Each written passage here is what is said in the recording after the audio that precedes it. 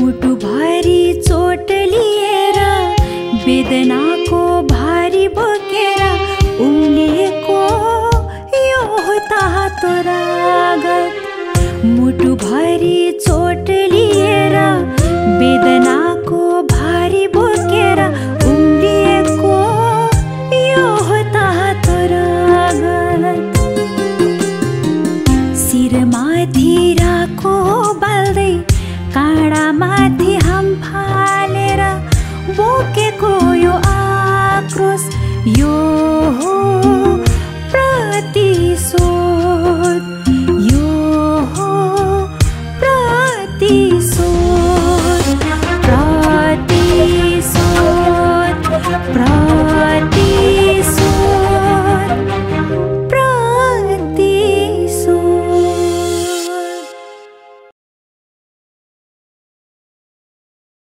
के लिएर आउनुहुन्छ त? मासु हो, त्यो भएर हाम्रो साग सब्जीले मूल्य नपाएको। के हुनु नि काका, हिजो चौरमा बसेको छलफलले नि मलाई पनि त्यो कुराले साह्रै अप्ठ्यारो पारेछ। भोलि गाउँमा मान्छे मर्दा नि मलामी नपाउला अनि गाउँमा चुप लाग। यति राम्रो सोच राखेको देखेर मेरो मनदेखि नै सम्मान छ तिमीलाई। हाम्रो देशका बुढापाकाहरूले नि कति नै दुःख गर्न सक्नुहुन्छ। बिचाराहरू युवाहरू सबै विदेश पलाउने। धेरै बाठी नबन। तैँले गर्दा मेरो काम सबै बिग्रिसक्यो। हिजो त मैले हाम्रो गाउँको मान्छेहरू सबैलाई भेला गरेँ नि र हाम्रो देशको भौगोलिक अवस्था के कस्तो छ भनेर यसबाट हामीले कसरी फाइदा लिन सक्छौँ। अनि तपाईँ काठमाडौँ गएपछि यता काम चाहिँ कसले गर्छ? तिमीले? म मुख्य बालाई सल्लाह गरेर सम्झाउन लगाउँछु, के हुन्छ हेरौँ है। त्यो दावाको आफ्नै मेन पावर, अनि त्यो दावा भनेको मुखियाको दाहिने हात। ए त्यही भएर पो है दावा त मुखियाको दाहिने हात पो रहेछ। बल्ल बुझ्यो बुढी। बुझे बुढा, जति जे गरे पनि केही गर्न सक्नु भएन।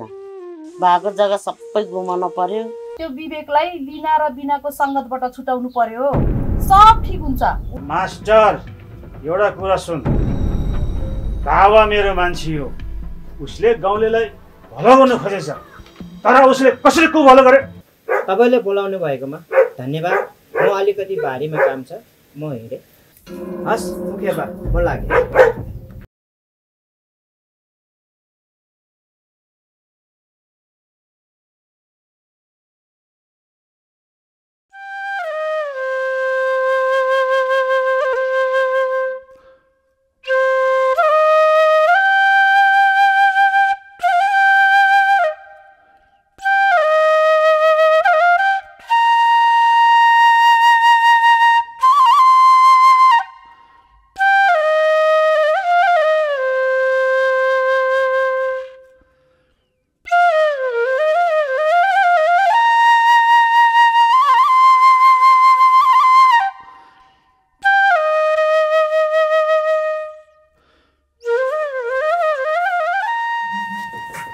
होइन हौ विवेक, आज त घर सफा गर्दैछौ त, किन हो र? के गर्नु नि, आमालाई खासै सन्चो छैन, त्यही भएर आफैले यसो आज घर सफा गरिबसेको नि। हो नि विवेक, तिमीले आमालाई सेवा गरेको देख्दा मलाई कस्तो खुसी लाग्छ विवेक। काका I love you. Thank you छोरी। ल यो फुच्चीले पो आई लभ यु भन्यो त। काका आज मेरो जन्मदिन हो, त्यही भएर मैले हजुरको लागि चकलेट ल्याइदिएको। छोरी, तिमीलाई जन्मदिनको धेरै धेरै शुभकामना। ह्यापी बर्थडे टु यु नानु। तिमीले त हामीलाई त इन्भाइटै गरेनौ त नि। विवेक बाबु, मलाई पनि मुखिया बाले बोलाउनु भएको थियो। छोरी, म त तिमीलाई खोज्दा खोज्दै हिँडेको त, तिमी त यहाँ पो रहेछौ त। मम्मी आज मेरो बर्थडे हो, त्यही भएर मैले सबैलाई चकलेट बाँड्दै हिँडेको। हो त नि छोरी, आज तिम्रो जन्मदिन हो, तिमी दिनभरि जे गर्न मन लाग्छ गर। अनि आज काका काकी दुवैजना के कति कामले आउनुभयो त? मेरो यस्तो हाँसिलो अनुहार भएको बुढालाई कसले पो के भन्दिछ, कालो पो देख्छु त अनुहार त।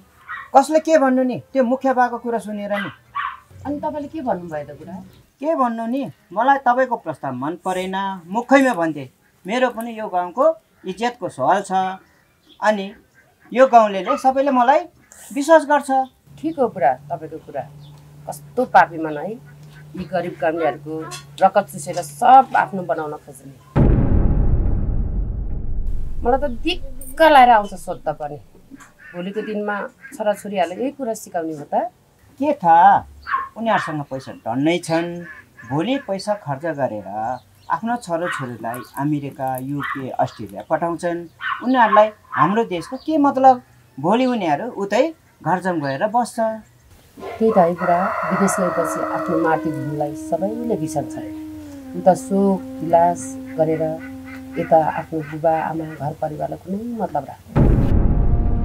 उता गर्ने दुःखले यता दुःख गरेदेखिलाई देश विकसित हुन्थ्यो र घर परिवार समाजसँग सँगै बस्न पाइन्थ्यो, होइन र बुढा? हुन त हो, सबैको विचार हाम्रो जस्तो कहाँ हुन्छ। छोडिदेऊ यो कुरा। बरु आज तरकारी के पकाएछौ? मासु पकाउँछु। तपाईँले मासु भन्नुभएको होइन र? भयो पर्दैन। यही मासुले गर्दाखेरि हाम्रो सागसब्जीले बजार भाउ पाएन भने तिमीले भनेको होइन? त्यही भएर आजबाट मैले मासु त्यागिदिएँ, खालि सागसब्जी मात्रै खान्छु। त्यही भएर आज म बारीमा गएर साग टिपेर ल्याउँछु।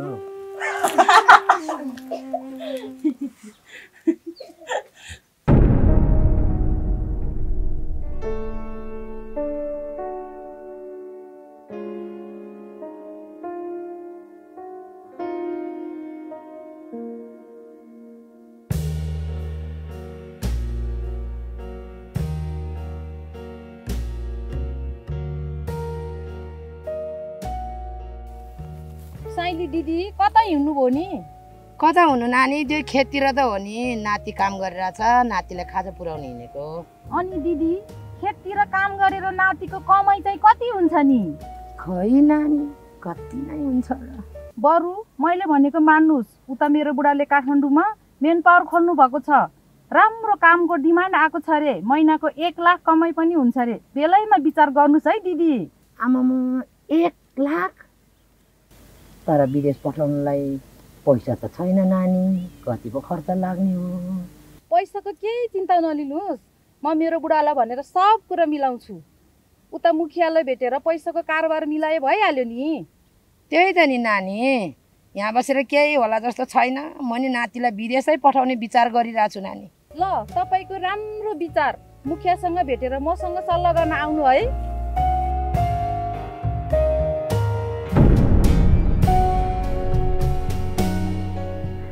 बुढा, मोबाइलमा के हेर्दै हुनुहुन्छ? ल चलिनु।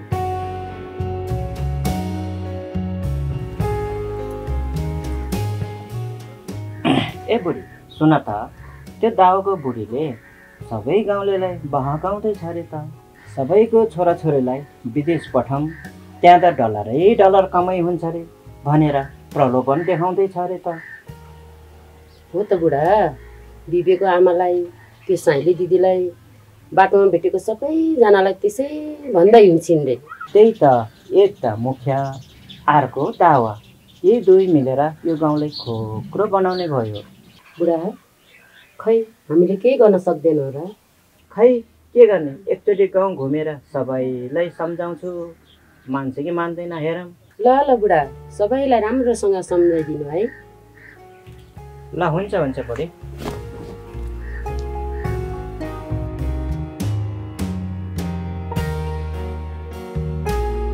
मम्मी, मैले लिनाको कुरा सुनेको होइन। मेरो आफ्नै मनदेखि नै मैले विदेश नजाने निर्णय गरेको हो। म आफ्नै देशमा यही गाउँठाउँमा बसेर केही गर्ने आँट गरेको छु। देखा तेरो आँट। भोलि घरमा केही भयो भने, सानो केही भयो भने 1 रुपैयाँ पैसा छैन, अनि तेरो आँटले हुन्छ? मम्मी, एकैचोटि हरेस नखानु त। मलाई पहिला काम गर्न त दिनुहोस्। विदेशमा कमाउने पैसा म यहीँ नेपालमै बसेर कमाइहाल्छु नि। मलाई भयो, तेरै जिद्दी भयो। अब भोलि मलाई केही भइहाल्यो भने घरमा 1 रुपैयाँ पैसा छैन, अनि त्यतिखेर त रुँदै बस्छ।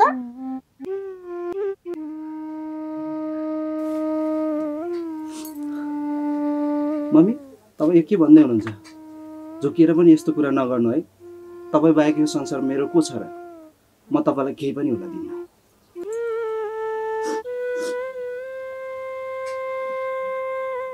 त्यसो भए छोरा, मैले भनेको मान, त विदेश खुरुक्क जा।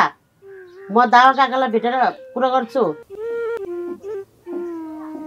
मम्मी मलाई पहिला यहाँ काम त गर्न दिनु, भोलि गएर केही पनि गर्न सकेन भने अनि त्यति बेला सोचौँला। जति सम्झानी सम्झिन्न, जे गर्छ गर।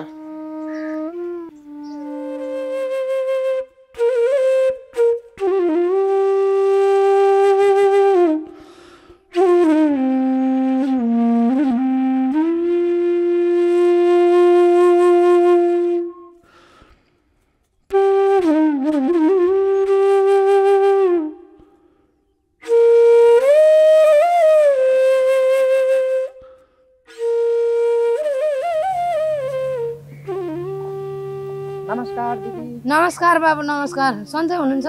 सन्चै छु दिदी। हजुरले त दाउको बुढीको कुरा सुनेर नातिलाई विदेश पो पठाउँदै हुनुहुन्छ रे, हो? हो नि बाबु, यहाँ बसेर के नै गर्नु सक्छ र?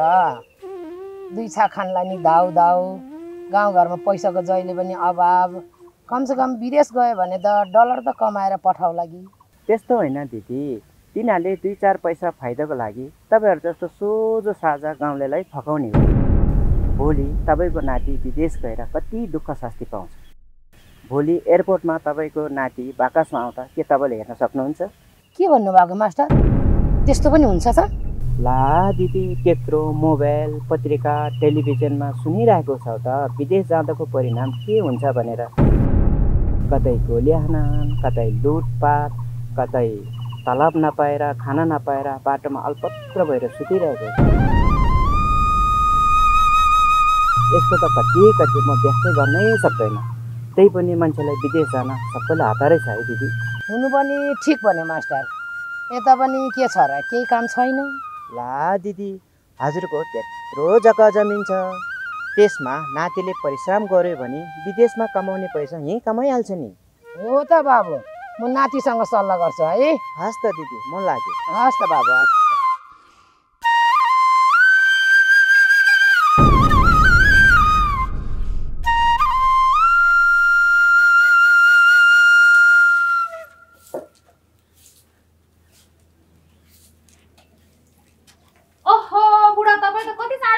अनि उताको काम के भयो त? आए त झन् त्यत्रो काम सिकाएको, खै त के गर्यो? सबै काम खत्तम। बुढा, मैले सबैको काम फुकेकी छु, तपाईँ किन आत्तिनुहुन्छ? मैले सबैलाई डलरको प्रलोभन देखाएकी छु। 2-4 दिनमा यो गाउँको सबै केटाहरू तपाईँको पछि लागिहाल्छन् नि। ल ल, तिम्रो कुरामा कतिको दम छ म पनि हेरौँ। म अहिले लालु काकालाई भेट्नु गएँ। अनि किन आउने बित्तिकै मुखियालाई भेट्न जान हतार? खाना त खाएर जानु भए भए हुन्थ्यो। यहाँ खाना खानु भन्दा पनि ठुलो कारोबार छ। म लालु काकालाई भेट्नु गएँ। ल यो चला राख, म गएँ।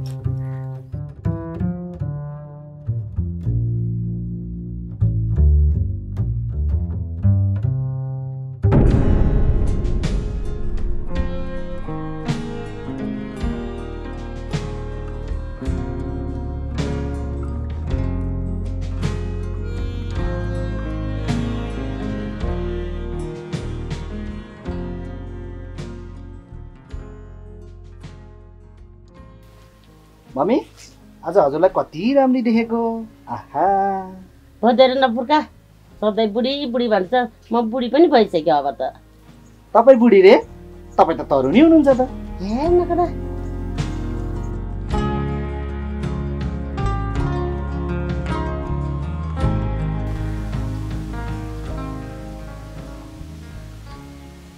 आमा, खै यो विदेश नजाने रे? खै मुखिया बा, मैले यसलाई भनेको त छु के रे, के गर्छ? मुखिया बा, सोच्न त अलिकति समय पाउनु पर्यो नि। सोच, यस्तो मौका फेरि कहिल्यै आउँदैन। सोध्न त सोच बाबु, त्यही पनि एकचोटि मुखिया बासँग सल्लाह गर्न त। सोच्न सोच विवेक। विवेकी आमा, भाइजनालाई पैसा त चाहियो नि, धरौटी राख्ने के छ? हामीसँग धरौटी राख्न अब के नै बाँकी छ र? पहिला पनि भएको जग्गा जमिन सबै तपाईँले हडप्नुभयो। अब हामीसँग भएको अहिले यही एउटा झुपडी घर छ, यही पनि तपाईँको नाममा गरिदिने हो र? त्यो त तेरो बाउको गल्ती हो।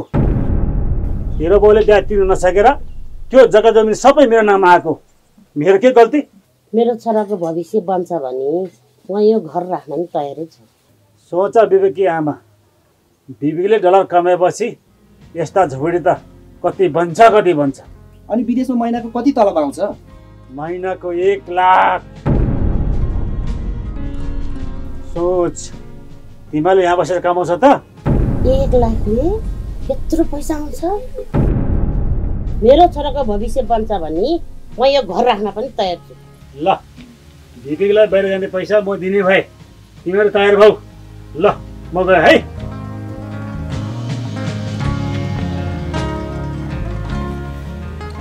मम्मी, पहिला पनि हाम्रो यो घर खेत सबै मुखियाकोमै थियो। अहिले पनि हाम्रो यो घर खेत सबै मुखियावाला नै दिने हो र?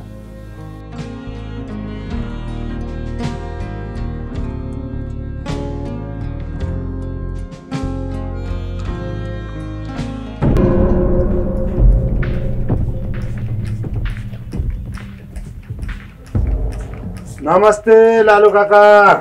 नमस्ते नमस्ते धावा। ल, आऊ यहाँ बस। धावा, मैले यहाँ सबै काम मिलाइसकेको छु। दिदीको आमालाई नि सम्झाइसकेको छु। अनि उतातिर काम के हुँदैछ नि? लालु काका, उताको काम मैले सबै मिलाइसकेँ। कमसे कम 50-60 जना मान्छे पठाइदिए भन्दैछन् र उताबाट राम्रो कमिसन दिन्छु भन्दैछ। र खै यता गाउँको केटाहरू लानु पाए हुन्थ्यो। अनि तेरो बुढीलाई पनि यसो गाउँघरको आइमाईहरूको कान फुन्नको लागि पनि हुन्थ्यो नि। फुक्न त लगाएकै छु। उसले गाउँको सबै आइमाईहरूको कान फुक्दैछ। बरु अलिक कडा कदम चाल्नु पर्ला हौ लालु काका। अन्त हो दावा, तँले त्यो मास्टरलाई भेटेर अलि धम्काउ त। हो, त्यो मास्टर बुरुक बुरुक उठ्दैछ। मैले पनि त्यही भन्न खोजेको। त्यसको मुखमा लगाम लाउनु पर्यो क्या लालु काका। हो, लगा लगा त्यसको मुखमा लगाम। जे हुन्छ देखा जाएगा। सबै कुरा म मिलाउँछु। हस् लालु काका, म लाग्यो है अहिले।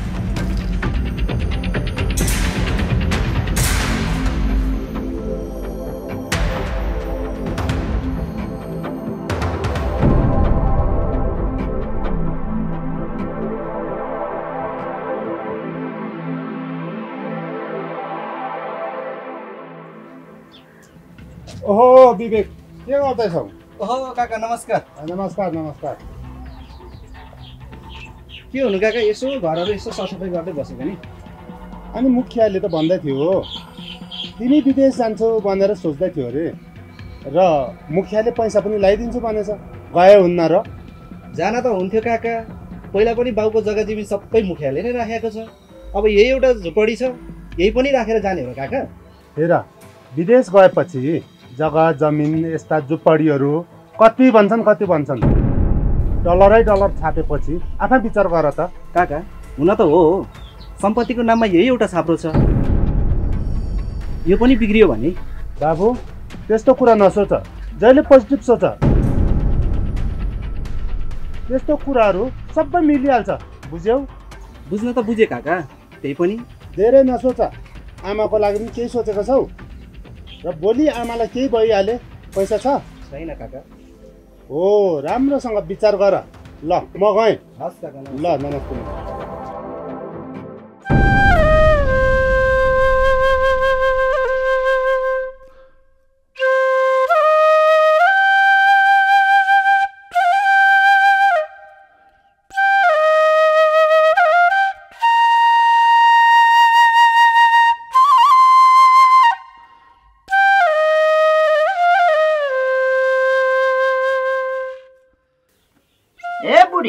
बुढी छिटो निस्किन, यो आइमाई मान्छेलाई सिँगार बदर गर्न कति टाइम लाग्छ? हजुर, आयो बुढा, कति कराउनु भएको। अनि अलिअलि मेकअप त गर्न परिहाल्यो नि। होइन, हामीले अलिअलि मेकअप गर्दा यो छोरो मान्छेहरू किन यस्तो हुन्छ खै। ल ल जाउँ।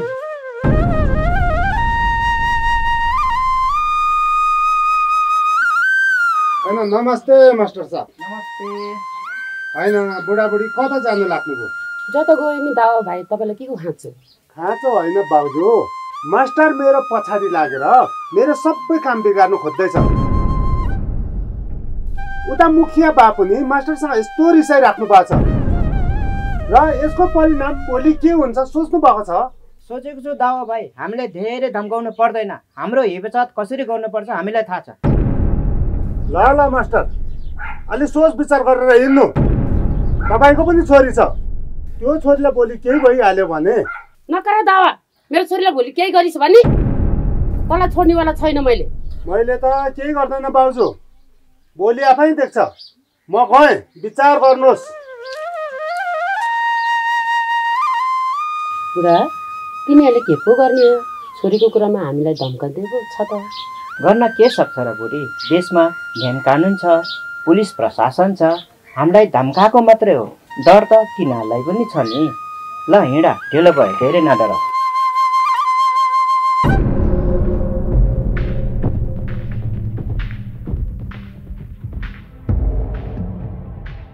मुखिया के हो? किन घोगरो सुनेर कराएको? छिटो भन्। अनि कुरा के भने नि? के कुरा भन् छिटो? कुरा के भने नि? ल भन्, के कुरा छिटो भन्। तिमी के हो? भयो मुखिया भाइ, म तल बजार जाँदै थिएँ, मास्टर घर अगाडि पुगेको थिएँ। त्यहाँ त तपाईँ र दादाको कुरा काट्दै थिएँ। त्यो तिनीहरूले कुरा काटेर के भयो त? पहिला कुरा त सुन्नुहोस् न, उनीहरू त तपाईँ र दादासँग कुरा काट्दै थिए। अनि अझ मास्टर त बुरुक उठेर कानुनी कारवाहीमा पो जाने भन्दै थिए। ए कानुनमा जाने तिनीहरू मेरो बुढीलाई पनि कुरा लाएर छ। ल ठिक छ, तिनीहरूलाई म एकचोटि सम्झाउँछु। मेरो काममा बाधा डाल्ने तिनीहरू म पनि हेर्छु। मुखिया दाजु रिसको कारणले त भूकम्प पनि आउने हो क्या हो?